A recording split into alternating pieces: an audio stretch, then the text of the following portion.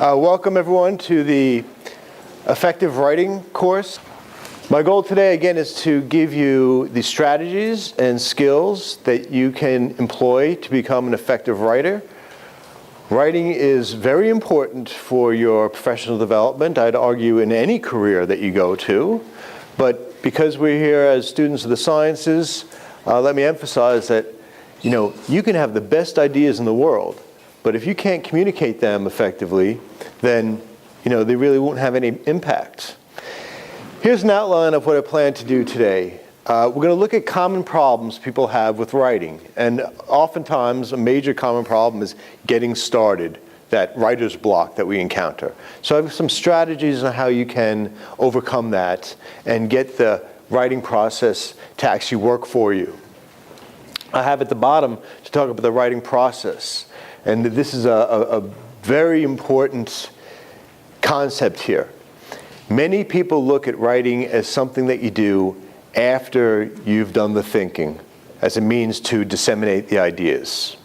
I'm going to address here today how, in fact, you can use writing as a means to come up with better ideas, to see the trends or the patterns emerging in your thinking so that you can identify where you are most interested or the topics you're most interested in pursuing.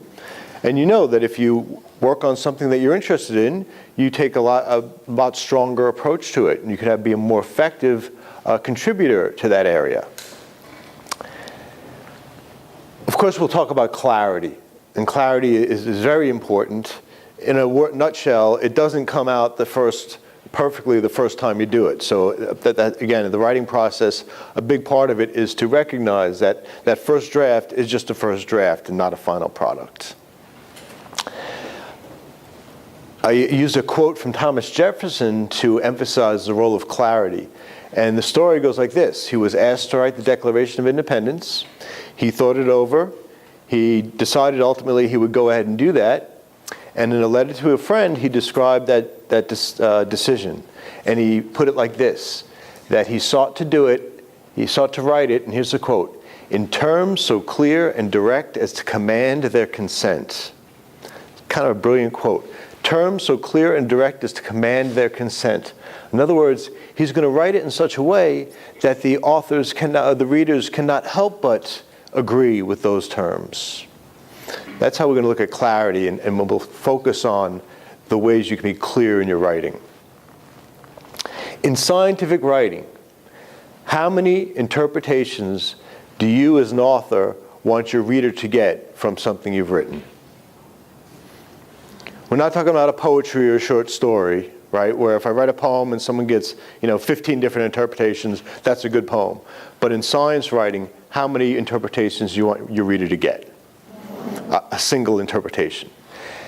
How many times do you want your reader to read that sentence or that paragraph to get that single interpretation? Ideally just once. And then of course my third question is, how many times do you find yourself rereading sentences and paragraphs because you just didn't get it the first time? Yeah, I see some smiles. Way too many times. So our goal is to convey the information in such a clear and direct way so the reader gets a single, unified interpretation that's available the first time through. We'll talk more about that later when I talk about some people who have influenced me or especially taught me some of the subtleties of writing and things you can employ to make your writing more effective. We'll look at the concept of deconstructing and modeling your writing. Fancy word deconstructing, but basically what it means is to look at an example of a good piece of writing and deconstruct it or take it apart to inform the type, the format, the structure of what you want to write. So you can do this on a paragraph level where if you simply identify the purpose of each of the paragraphs of a given article, ideally, if you're ready to, for instance, put it into a submission to a journal, you would go to that journal, you would see how they do things, see how they structure those types of articles. You can do this exercise identifying, what goes on in each paragraph and come away with a 22 to 28 point outline which then you can insert your ideas into in the proper order. And that way, you know that you are using an editorial approved format, one that will allow the reviewers to concentrate on the content of what you have to say instead of trying to figure out what you're trying to say. This I hear from reviewers of grant writing, of grant applications all the time. It's very frustrating for them when they have to try to figure out what the author's trying to convey. And it has an impact on their ability to understand and can dampen their enthusiasm for the project that they propose. So as psychological as I'll get today, and we talk about reader-based writing, in a few weeks we'll talk about audience-based speaking.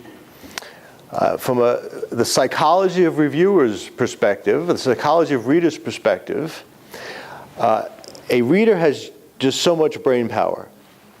And the clearer and more direct the writing, the more that the writing satisfies the reviewer expectations, then the more brain power that reader has to put into the ideas that you're suggesting. Conversely, the harder it is to figure out, the more the reader has to dig and interpret the structure of the writing, then the less brain power that reader has to actually remember your ideas. So again, emphasizing the importance of clarity and fulfilling reviewer expectations. So deconstructing and modeling. You can take a part example and then you model your writing after it. The same can be said for a set of instructions. You might have a set of instructions, 3 or 4 different lines of instructions. The idea is you can deconstruct those instructions to the extent that you would do the same exercise, but instead on the paragraph level, you would actually do it on the sentence level. So for instance, in the project description of the NIH grant application, there are about 3 or 4 sentences, and you could come away with an outline that's about 7 or 8 points long. And the good writers give them that information exactly in the order that they ask for it. So we're taking away the need to reinvent the wheel every time that you have to write something. Use models, use instructions to inform the structure of your writing. What we'll do is, looking at the structure organization of the different formats of your writing, we'll look at the natural positions of emphasis in these different formats. So we'll take it from the sentence, we'll take it through the paragraph, and then as an example of looking at a larger document, we'll examine closely the report of original research. The good news is, in scientific writing, there are about, I'm going to call it about 8 or 10 types of articles you'll read and you'll write. The report of original research is the gold standard, let's call it. But there are review articles, and there are case studies and case series. Again, a variety of different types. Textbook chapters, whole books.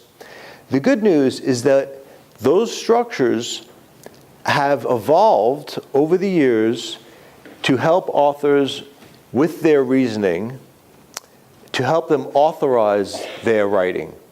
And we think about this term authorize. Authorize. You authorize your claims by doing the work of an author. Authorize. The work of an author in any of these formats, and again, in particular, we'll look at the report of original research, the role of the author is to account for the development of the ideas through each of the different sections of a given article, of the document. We'll look at the report of original research again closely because that is one of the main types of articles you'll be looking at in journal clubs, in labs, in your classes in this area. We'll apply a test of reasoning to these structures so you can examine the extent to which, again, the authors have made credible their claims, have authorized those claims. And you can apply this to the articles that you write, certainly, But also very important, as students, as you read these different articles, you can apply this test of reasoning to the articles that you read and that you examine and that you learn from and how to do science. Interesting, not knowing the scientific part, but knowing what I know about writing and knowing what I know about the structures and the role of different sections of a given article, I can, for instance, tell a faculty member here when he or she hasn't fully substantiated their claims in a manuscript. So we're taking this from an editorial perspective. And again, the writing process, very important. In a word, writing is a process. Writing takes a number of steps to get something into a good shape that you want to share with your colleagues in an application, in a manuscript.